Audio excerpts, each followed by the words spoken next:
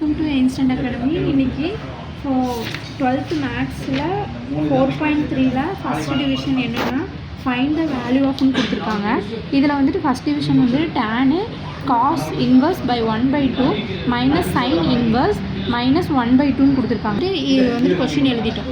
இப்போ என்ன பண்ண போகிறோன்னா, இதுக்கு வந்துட்டு சைன் இருக்கு இல்லையா, இந்த சைனை வந்துட்டு நம்ம ஃபார்முலா படி மாற்றணும். அப்போ என்ன பண்ணணும்னா, சைன் இன்வர்ஸ் மைனஸ் தீட்டா அப்படின்னு சொல்லிட்டு போட்டுட்டு equal to minus sine theta அப்படின்னு சொல்லிட்டு போடணும். இப்போது கொஷின் வந்துட்டு வேல்யூ வந்துட்டு சேமாக இருக்குது.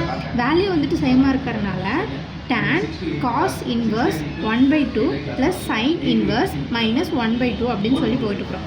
இது போடுறதுனால இது வேல்யூ வந்துட்டு ஒரே மாதிரி இருக்கிறதுனால நம்ம ஃபார்முலா வந்துட்டு என்ன எடுத்துக்கிறோன்னா, cos inverse equal to plus sine inverse எக்ஸ்ன்னு சொல்லிட்டு எடுத்துக்கிறோம். இதோட இது வந்துட்டு வேல்யூ வந்துட்டு என்னென்னா மைனஸ் π/2 தான் வந்துட்டு இதோட வேல்யூ. இப்போது இது ஃபுல்லாக டேன்னு எடுத்துட்டோன்னா மைனஸ் இந்த வேல்யூ வந்துட்டு நம்ம டேன்னு எடுத்துக்கிறோம். டேன் எடுத்தோன்னா டேன் மைனஸ் π/2ன்னு வரும். இப்போ டேனோட வேல்யூ 5/2 இருந்துச்சுன்னா நம்மளுக்கு வந்துட்டு இன்ஃபினிட்டி தான் வரும். இன்ஃபினிட்டி தான் நம்மளுக்கு ஆன்சராக வரும்.